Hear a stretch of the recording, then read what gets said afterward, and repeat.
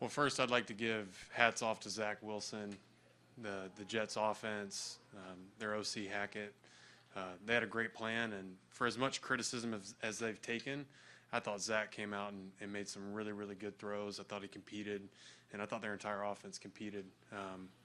The world champs coming into your house, and the way they competed down 14 or 17 points, hats off to those guys. They really gave us a tough battle tonight. It was a good one. Drue, what does it do for you to win a game like this, kind of grind it out as opposed to putting it away early? Yeah, I think to be a world champion, you have to be able to win in a lot of different styles, and every game is going to be different. Last week we jumped out to a big lead against Chicago, and we're able to hold on to that and kind of make them one-dimensional on offense. This week we jump out to a big lead. Suddenly their defense bows up, gets a safety.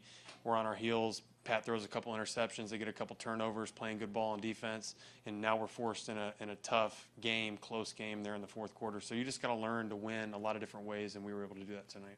You guys recovered that fumble. There was like 7.5 minutes left, and you didn't have to go back on the field. What's that like watching the offense kill that much time? Well, that's why 15 is the greatest in the world. Is even on a night when he throws 2 or 3 picks, whatever it was, for him to be able to convert on 3rd and 20 with his legs, for him to be able to convert on 3rd and 8 down there to close out the game. It speaks to the toughness of our offensive line. It speaks to the toughness and the grit of the entire offensive personnel, and then the belief this organization has in 1-5 to get the job done. He was able to get it done.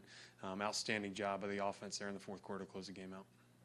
Drue, was there something that happened, changed, like the turning point after the safety? Was there something that the offense was doing that you saw differently after that? I just think it's a game of momentum, and I think the Jets were able to capitalize with some momentum there. They get 2 points, they get a turnover, they get a field goal. Now they're feeling it a little bit. Zach makes some incredible throws. They get down there in the goal line. They have some great play calls. Suddenly the game's 12 to 20 or 12 to 17, whatever it is, and it's a close ball game. So I think it's a game of momentum, and they were able to capitalize on the big plays they made tonight. What did you guys do to kind of come back, obviously, after halftime? Was there something you guys did differently or adjusted? Well, I think defensively, right, they got us on our heels a little bit there towards the end of the first half. We were able to bow up there in the 2-minute, get the sack there to kind of end things and not let them get points on the board. I think the biggest thing with Spags came in the locker room and says, hey, we still have to play with the confidence and trust in one another that we've had throughout this entire season. And I think you saw that come out there in the second half, and we were able to close the door on them. Jesse, hey, Drue, I don't know if you were around, but Andy said that Pat said something in the locker room to the guys after his 2 interceptions. If you were around, what did you hear from him? And if not, I guess, what did you see from him after those 2 interceptions? You talking about in the locker room after the game? Or halftime, he said after the 2 interceptions, he just was talking to guys. I think he just said, I've got your back, and I think everybody believes him when he says that, right? He's the best. He's the best at position, and whenever he has the ball in his hands, we have a belief that he's going to get the job done. Drue, you talked about Zach a little bit. He had some up and downs, the first couple games of the season. Did he do anything special today? Man, he played with good moxie, with good poise. He made some throws into some tight windows. One there on me to the tight end, back shoulder down the seam, incredible throw.